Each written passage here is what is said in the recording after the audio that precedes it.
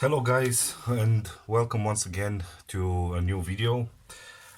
In today's video we are working on a Nescafe Dolce Gusto Melody 3 unit. This was sent to my shop by a customer who says that this unit is not powering on, doesn't do anything.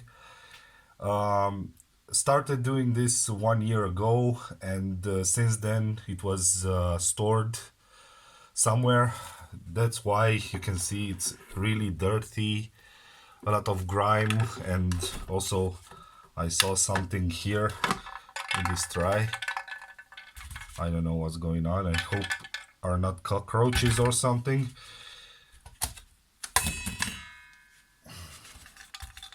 Okay, looks like charcoal or something like that, but anyway, this has to be cleaned. But yeah, so it's missing the tank, water tank cover here, so it has to be cleaned and serviced. But in today's video we will try to repair this one and see what's going on with it. So first of all, so let's get working on it. So first of all, I will test it. I will put it in to the main power supply. Inspect everything here. Okay, it's closed. The tray is in, and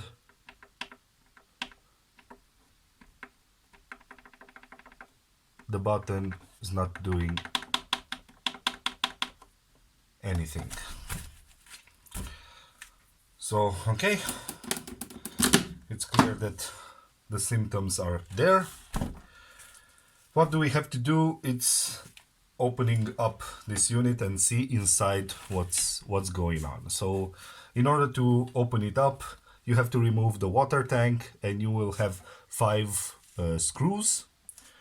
One here, and one here, and another 2 here right next to the intake.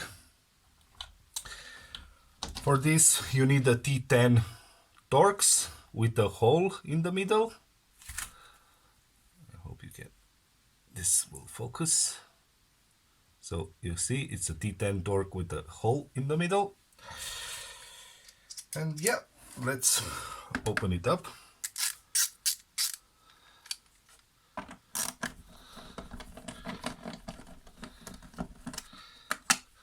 One is out.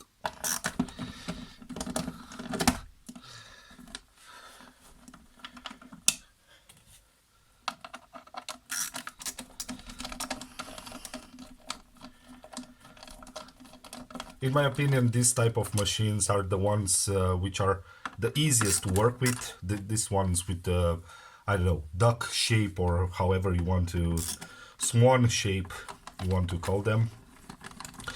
Because you only have to remove some screws, and then the back part it's coming out. So like this. And you have access to the entire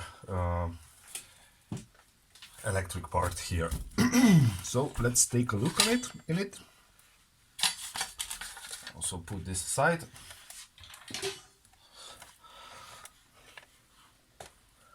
So I already see a lot of coffee inside. It's clear that the customer didn't use the original pods, or something went wrong. There's a lot of coffee here. Okay, let's loosen this coffee here.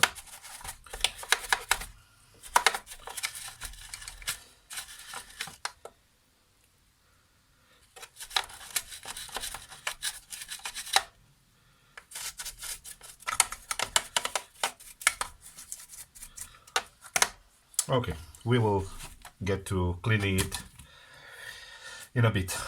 Okay, so we already have the first thing that I'm thinking about is if the main power cord is cut or interrupted at some point. Here there are two under this, let's call it sink or whatever. There are two resistors. One of them could be blown out, or fuses. I don't know exactly what are these components for, but yeah, I saw that they are in some cases can be blown out. So first of all, I would test if I have main power here, because this is the first point where the main power is coming on. So if I have main power here, then we have to go to the next part, which is the main board. So let's connect it again to the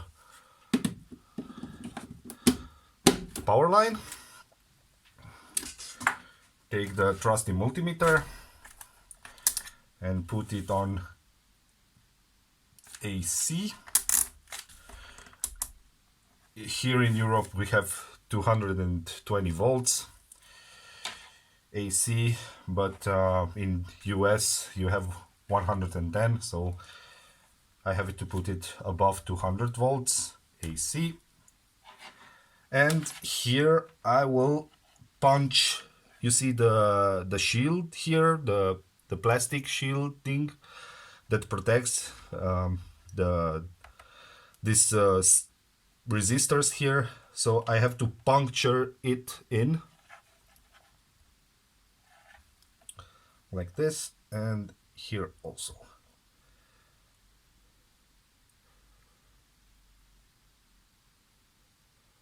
And yeah, already I see 220, 39, 38 volts. So we have main power going through to the main board. Okay, so we have main power. Okay, then let's try to disconnect everything on the main board. Please be sure to disconnect from the power line if you are doing this. This is from the disconnect. Okay, so I already see that the board is coming out really easy. This gives me plenty of room to work with. And this type of units, if you can see, have the power button directly on the board. What I'm thinking now, before testing anything on the power board, I'm thinking if this power board came really easy out.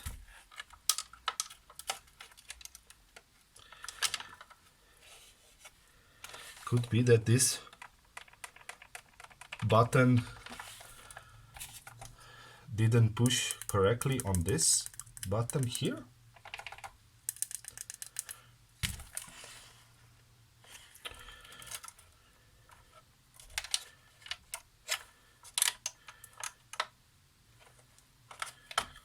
Could be.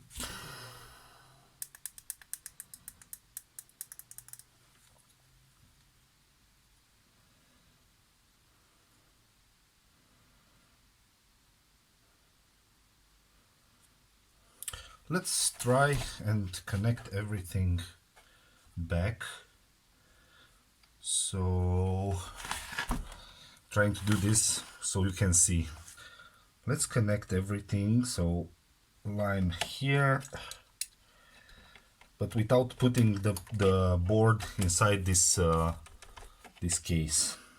Okay, so we have line, we have power here. We should have sensor here.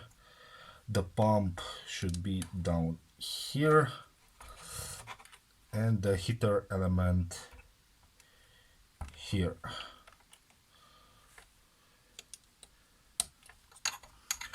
The switch for hot and cold, it's this one, and the hold sensor here.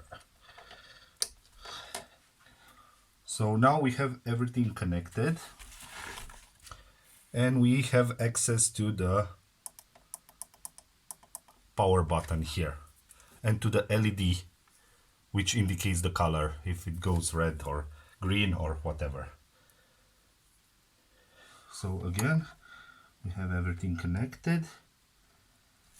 Let's try and test it.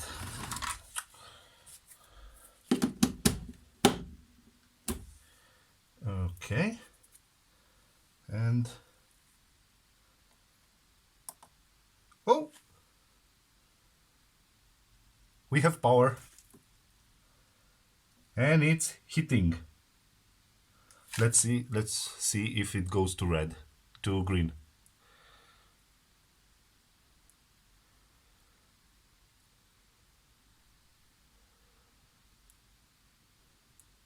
Come on, come on, come on, come on, come on.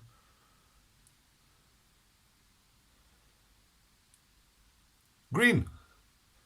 Green light. That's a good thing. What an easy fix. Good, let's try disconnect everything. I'm so happy. Let's try and put it back in this white case. You can see it there. And then test it again with the power button outside here. So I will disconnect everything again.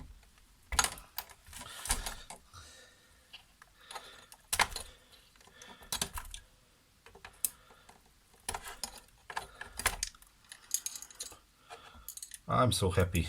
This was really a easy fix. But I don't know how could it come that this board went out of its slot here. Let's try and put it back as it should be. Okay, so here are some guiding posts. First we have to put it in this order here, like this. Then we have to push it down.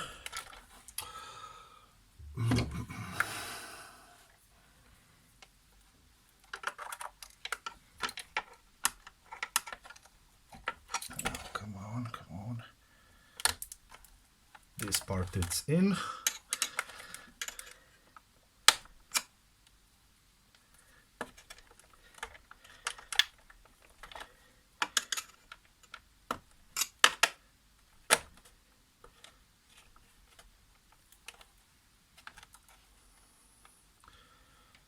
Super. I think now it's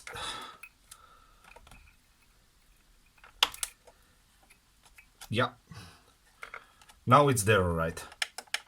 And we have a tactile click here. So definitely now we have a contact with the button. I didn't felt the button when I first press it like this. So definitely we have a contact now. Okay, let's connect everything back together. So the main, be careful, this is hot now. I have to be careful now. Okay, blue here. Okay, then we have the pump, white here, like this. Then this is the power for the heating element. Here is the hold sensor, magnetic sensor, cold and hot switch like this, and the temperature sensor for the heating element here. Okay, let's see, let's test it now.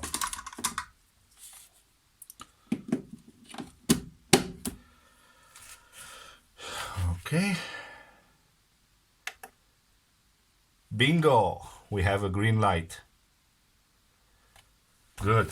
Now let's see if the pump and everything works. So we have power.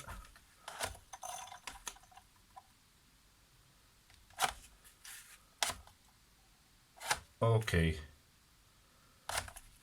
So nothing.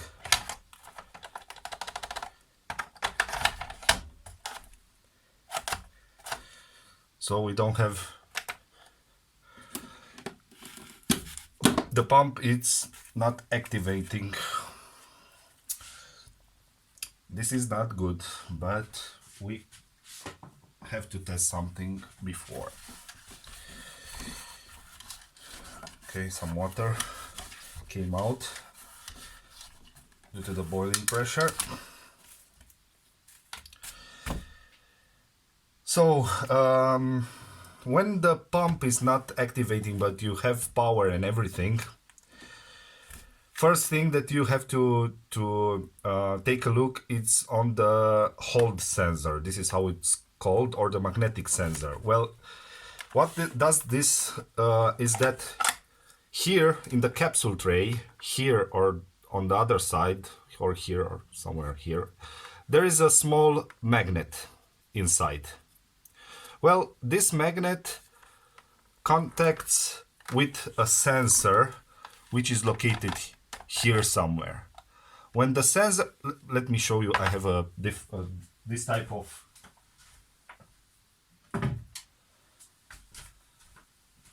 I have a spare part of this sensor. So this is the sensor, this is how it looks like. It's a magnetic switch, let's call it like this. And this magnetic switch has to be in this position here. When it's in this position, it tells the machine, okay, the tray is on and you can pour hot water. If the tray is not here and this sensor is not detecting the magnet in the tray, then the pump is not working. This is a safety feature from the manufacturer to not pour hot water on your hands. It's simple like that. But all of us know that you don't have to put hot water on your hands.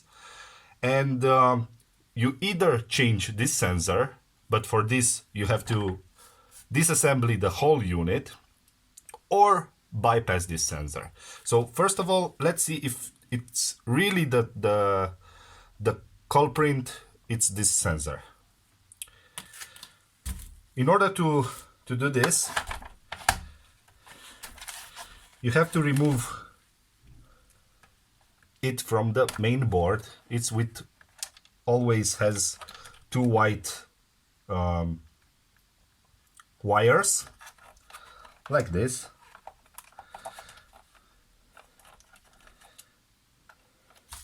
You can see two white wires, and it's named on the PCB board with hold. So in order to see this and test it, I will take a screwdriver. Where is it? A screwdriver like this, and I will short the two pins on the main board. So let's connect it to this, the power line. We have the green light. Okay, connect this, short it together and put it on hot, just to see if the pump it's starting. And yes, you heard the pump starting. This tells me clearly that this sensor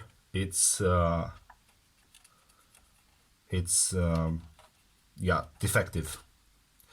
So each unit has a different length of these wires.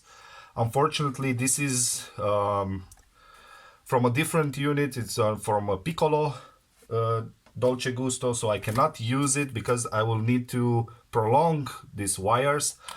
But in my opinion, yeah,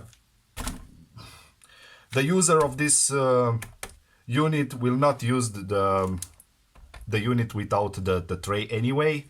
So what I will do is I will make a bypass. I don't recommend doing this, only if you know what you're doing or if you want a quick fix to your unit. So I'm cutting these wires and I will bypass the sensor. In other words, I will always tell the unit that the tray is on, even though it's not. Okay, let's take some heat shrink tube. Okay, this we don't need this anymore. We can put this aside for a little bit and let's work and solder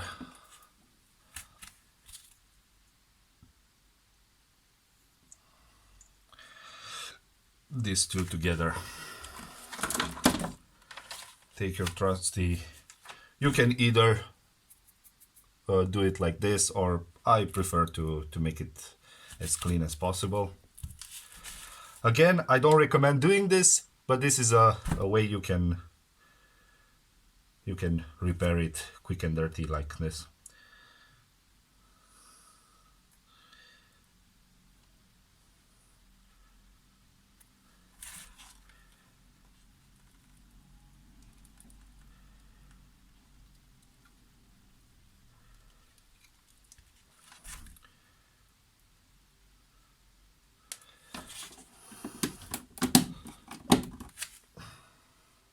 I have to put my soldering gun in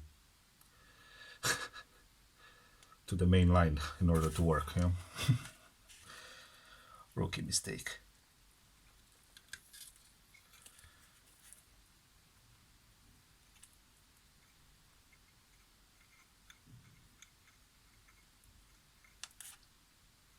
Yeah, and that's it.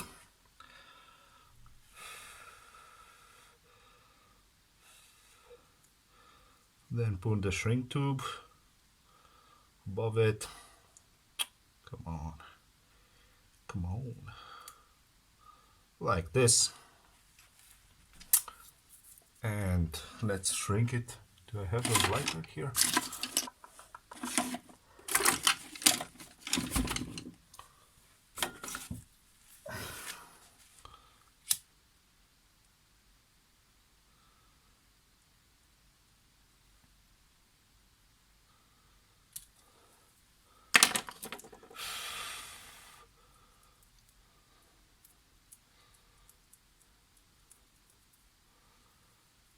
Yeah, that's it.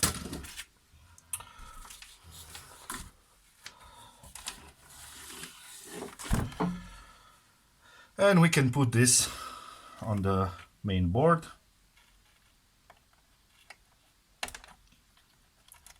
Like this. And now we can test the unit again.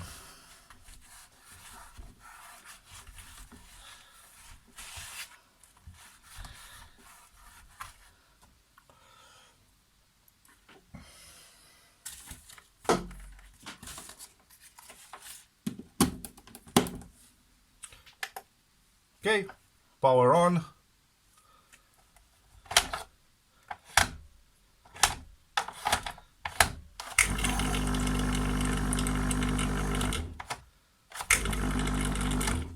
And yes, we have a working unit.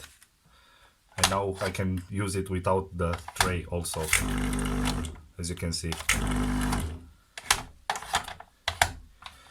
Good. So I've managed to fix it. I only have to put this back together. In order to do this, I have to just place it here and screw back all the screws. Then I will clean everything a little bit inside, all the coffee. I will brush it away, and yeah, that's it. A full working unit. I can say that these Dolce Gusto units are so easy to repair, and I really encourage you to do it yourself. So I hope you like this long video. If yes, give it a thumbs up, and yeah, consider subscribing, and see you in the next one. Okay, thank you again. Bye bye.